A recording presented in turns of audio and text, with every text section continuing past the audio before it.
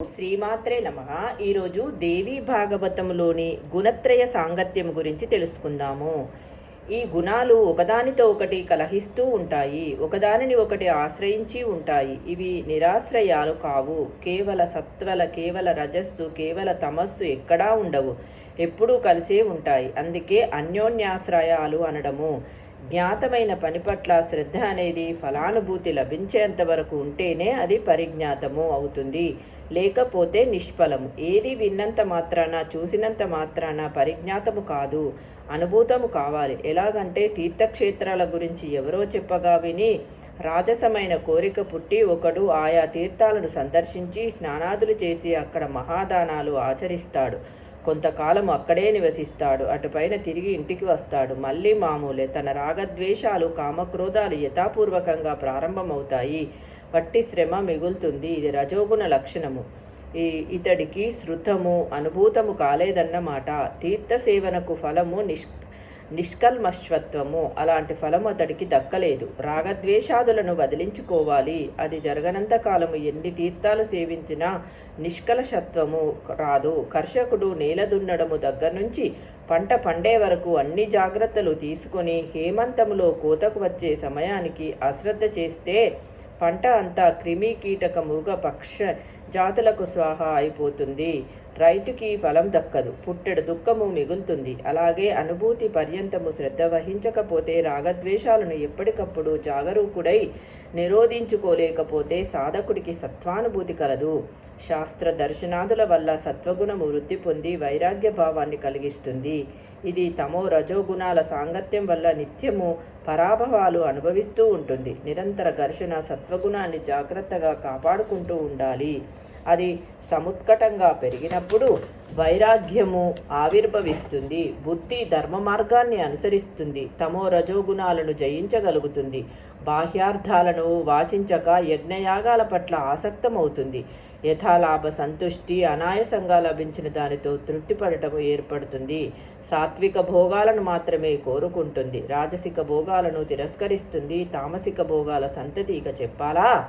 ఇలా ముందుగా రజోగుణాన్ని నియంత్రించాలి, తర్వాత తమోగుణాన్ని అంతమొందించాలి. అప్పుడు సత్వము నిలుస్తుంది. అలాగాక రజోగుణం పెరిగితే అధర్మాలలో శ్రద్ధ కలుగుతుంది. సనాతన ధర్మాన్ని వదిలేయడము సంభవిస్తుంది. తమోగుణము పెరిగితే వేదశాస్త్రాల పట్ల విశ్వాసం నశిస్తుంది. దుష్కర్మలతో ధనం సంపాదించాలనే ఆరాటం బయలుదేరుతుంది. శాంతి నశిస్తుంది. క్రమక్రమంగా సత్వ రజోగుణాలు అడుగంటిపోతాయి. కామ చోరభావాలు రాజ్యమేలుతాయి. ఈ గుణాలు ఒంటరిగా ఉండవని అన్యోన్యాశ్రితాలని చెప్పానుగా. ఇవి అన్యోన్య ప్రసవ ధర్ములు. ఒక్కొక్కప్పుడు సత్వగుణమే తమో గుణాలను పుట్టిస్తుంది. ఇంకొకప్పుడు రజోగుణము సత్వ తమోగుణాలను కలిగిస్తుంది. అలాగే కొన్ని సందర్భాలలో తమోగుణము మిగతా రెండింటికి జన్మనిస్తుంది. ఇలాగా ఇవి ఒకదానికొకటి కారణాలవుతూ ఉంటాయి. మట్టి అనేది కుండ తయారీకి కారణమైనట్టే ఇదిను లోకంలో స్త్రీ పురుషులు ఎలాగా జంటలు కడుతున్నారో అలాగే బుద్ధిస్థానాలైన ఈ గుణాలు కూడా మిథునాలు అవుతుంటాయి. సత్వగుణము రజోగుణముతో గాని తమోగుణంతో గాని చెయ్యి కలపవచ్చు. అలాగే రజోగుణము మిగతా రెండింటిలో ఒకదానితో జంట కట్టవచ్చు. తమోగుణం కూడా అలాగే జతపడవచ్చు. జతపడినవి రెండు మూడవ దాన్ని మింగేసే ప్రయత్నం చేస్తాయి. పరస్పరము ప్రబోధించుకుంటూ ఉంటాయి. నారదా, ఈ గుణత్రయ సాంగత్యము చాలా విచిత్రంగా ఉంటుంది. నాకు పూర్తిగా తెలియదు, కానీ తెలిసినంత వరకు చెబుతాను, ఆలకించు. కేవలము సత్వగుణము తనంత తానుగా ఎక్కడా ఉండదు. రజస్తమో గుణాలకు ఊడిగ చెయ్యదు. పరమ ప్రతివ్రత సవతికి సేవ చేస్తుందా? నిర్మలంగా ఉన్న నైజగుణాన్ని రజస్తమో గుణాలు మురికి చేస్తాయి.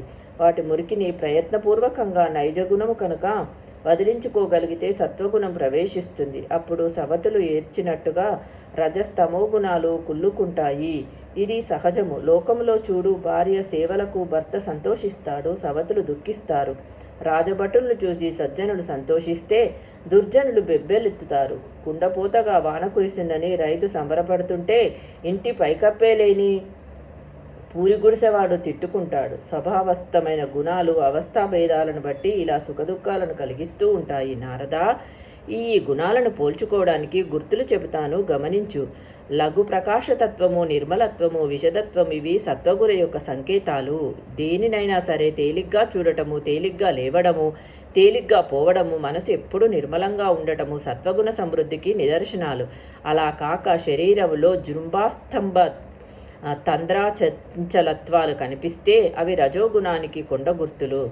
కలిని వెతుక్కుంటూ వెళ్ళడము, చిత్తచాంచల్యము, దుష్టులతో స్నేహము, బరువు పెరగడము, వివాదాలకు కాలు దువ్వడము ఇవి తమోగుణానికి చిహ్నాలు. ఇంద్రియాలు మనస్సు శూన్యమైపోతాయి. నిద్రను కోరనే కోరడు.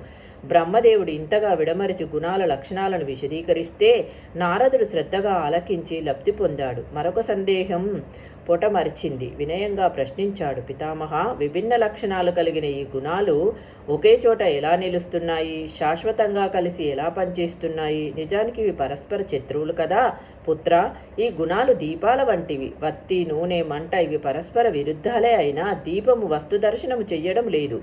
తైలానికి వత్తితోనూ అగ్నితోనూ వైరుధ్యమే. అలాగే అగ్నికి వత్తికి మిగతా రెండూ శత్రువులే అయినా కలిసి ఉంటున్నాయి, వెలుగుతున్నాయి, పదార్థాలను ప్రదర్శిస్తున్నాయి. ఇలాగే గుణాలు కూడా వాటి కలయిక ప్రకృతి సిద్ధాలు అని బ్రహ్మదేవుడు నారదుడికి చెప్పాడు. ఇదంతా జ్ఞాపకం ఉంచుకొని నారదుడు వ్యాసుడికి చెప్పాడు. ఇప్పుడు వ్యాసుడు జనమేజయుడికి చెబుతున్నాడు. జనమేజయ, ప్రకృతి సిద్ధమైన ఈ మూడు గుణాలే విశ్వ ప్రాదుర్భావానికి కారణాలు. నారదుడు తన తండ్రి నుంచి తెలుసుకొని నాకు చెప్పిన సంగతి ఇది సవిస్తరంగా యథాతథంగా నీకు తెలియపరచాను. కనుక గుణలక్షణ విభాగం తెలుసుకోవడం ముఖ్యము. దీనికంతటికీ కారణమయ్యి సర్వవ్యాపకతా లక్షణముతో విరాజిల్లే శక్తిని ఆరాధించటము అన్నింటికన్నా ముఖ్యము. సగుణ నిర్గుణ కార్యభేదాలన్నీ శక్తి ప్రభావ సంజాతాలే. నిరీహుడు, పూర్ణుడు, పరముడు, అవ్యయుడైన పురుషుడు, అకర్త, సదసదాత్మకమైన ఈ విశ్వాన్ని మహామాయయే సృష్టిస్తుంది. త్రిమూర్తులు కానీ, అష్టదిక్పాలకులు కానీ, అష్టవస్తువులు కానీ, సూర్యచంద్రులు కానీ, అశ్వినీ దేవతలు కానీ, షడానన గజానలు కానీ శక్తి సంయుతులు అయినప్పుడే తమ తమ విధులను చేయగలుగుతున్నారు. లేనప్పుడు కదలడానికి కూడా శక్తులు. మహారాజా, జగత్కారణమైన పరమేశ్వరుని ఆరాధించు. దేవీ యజ్ఞము నిర్వహించు. మహాకాళి, మహాలక్ష్మి, మహాసరస్వతి రూపాల్లో జగత్కారణ కారణమైన ఆదిపరాశక్తి సర్వకామద, శాంత, సుఖసేవ్య, దయాన్విత నామాన్ని జపిస్తే చాలు, వాంఛితార్థాలు సిద్ధింపజేస్తుంది. పూర్వకాలంలో త్రిమూర్తులే అర్చించారు. జితాత్ములైన తాపసులు మోక్షకాములై ఎప్పుడూ ఆరాధిస్తూ ఉంటారు. దేవి నామ బీజాక్షరాలను అస్పష్టంగా అనుదిష్టంగా ఉచ్చరించినా చాలు ఫలితం ఉంటుంది. ఏ పులికో పుట్రకో భయపడి అయ్యా అన్నా అవి బిందురహిత బీజాక్షరాలే ఆ వ్యక్తికి అభీష్టం నెరవేరుస్తాయి. సత్యవ్రతుడే దీనికి ప్రత్యక్ష నిదర్శనము. మునీశ్వరుల గోష్ఠులలో ఇతడి ప్రస్తావన తరచుగా వస్తూ ఉంటుంది. అతడి వృత్తాంతము సవిస్తరంగా చెబుతాను విను. ఓం శ్రీమాత్రే నమః. రేపటి వీడియోలో సత్యవ్రత వృత్తాంతం గురించి తెలుసుకుందాము.